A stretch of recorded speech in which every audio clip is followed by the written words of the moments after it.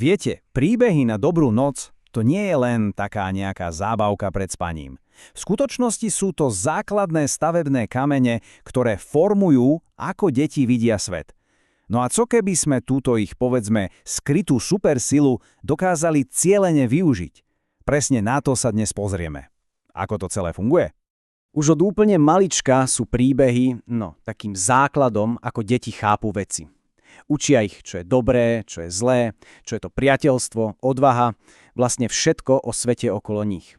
A to nie sú len nejaké slova na papieri. Vôbec nie. Sú to doslova mapy, ktorým ukazujú cestu a pomáhajú sa zorientovať v tom, čo je skutočné. A fakt, tie príbehy sú doslova všade. Stačí sa pozrieť na taký fenomén ako Smejko a tanculienka. Deti ich pesničky a videá úplne zbožňujú. Príbehy ich proste bavia a pútajú non-stop, či už na obrazovke, na koncerte alebo v knižkách. Je to skrátka neoddeliteľná súčasť ich sveta. No dobre, ale čo keby sme túto prírodzenú fascináciu príbehmi zobrali a posunuli to o úroveň vyššie? Čo ak by sme ich začali používať, s nejakým konkrétnym zámerom, možno dokonca terapeutickým? A presne tu sa láme ten chlieb. Tu prechádzame od čistej zábavy k niečomu hlbšiemu, k cielenému vzdelávaniu. A sme pri jadre veci.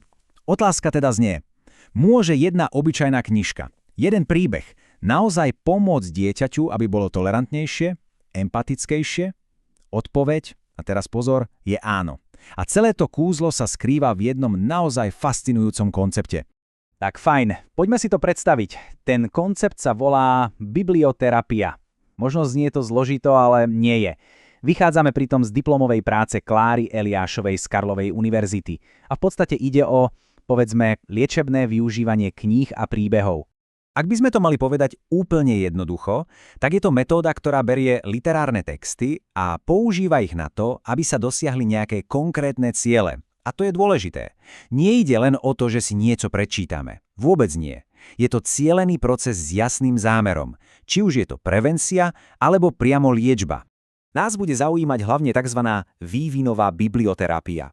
A tá je super v tom, že sa nepoužíva len pri nejakých vážnych klinických problémoch. Je to skôr nástroj na podporu zdravého vývinu. Proste pomáha deťom zvládať i úplne bežné veci, ktoré ich v určitom veku trápia. Viete, strach z tmy, hádky s kamarátmi, alebo presne to, o čom hovoríme, učenie sa tolerancie. Dobre, ale ako to celé presne funguje?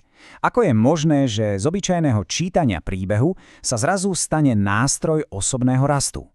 No, nie je to žiadna mágia. Za všetkým je celkom jasne definovaný psychologický proces. A toto je naozaj zaujímavé. Ten proces má 3 hlavné fázy. Prvá je identifikácia. To je ten moment, kedy si dieťa pri čítaní povie, hej, veď táto postava, tá sa cíti presne ako ja. Potom prichádza druhá fáza, katarzia. To je takéto emocionálne uvoľnenie, úľava, že v tom nie je samé. A nakoniec tretia fáza, vhľad. Dieťa vďaka tomu príbehu získa úplne nový pohľad na svoj problém a možno uvidí aj nejaké riešenia. A čo je na tom skvelé, je to, aký je tento prístup všestranný. Lebo tu nejde len o nejaké pasívne čítanie, vôbec. Máme tu 2 základné formy. Na jednej strane je tá receptívna, to je keď dieťa príbeh počúva alebo číta. A na druhej strane je expresívna forma. Tam je dieťa aktívne, samotvorí. Môže napríklad dokončiť príbeh po svojom alebo napísať list hlavnej postave. Obe tieto formy sú vlastne silným nástrojom, ako sa môže vyjadriť. Takže teóriu by sme mali. Poďme sa teraz pozrieť, ako to vyzerá v praxi. Práca, z ktorej čerpáme, totiž navrhuje úplne konkrétny program. Je určený pre prvákov na základnej škole a je zameraný na čo iné ako na rozvoj tolerancie. A ciele tohto programu, tie sú naozaj jasné a povedzme si na rovinu extrémne dôležité. Tu totiž nejde len o to, aby sa deti v triede navzájom nejako zniesli. Vôbec nie. Cieľom je aktívne budovať rešpekt, empatiu, zlepšovať komunikáciu a vytvoriť v triede taký ten pocit skutočnej komunity. Miesto, kde má každý pocit, že tam patrí. No a ako sa takéto ciele dosahujú? Napríklad cez jednu takúto krásnu aktivitu, ktorá sa volá pavúčina priateľstva. Toto nie je len nejaká obyčajná hra. Predstavte si, deti sedia v kruhu, podávajú si klopkovlny a pritom si hovoria pekné veci. A výsledok?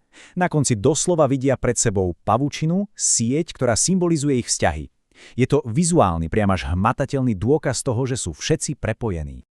Jasné, toto všetko znie super pre školskú triedu. Ale význam týchto aktivít a príbehov siaha ďaleko za jej dvere. Ich dopad je oveľa väčší. V podstate to deti pripravuje na život. Na život v spoločnosti, ktorá je a vždy bude rozmanitá.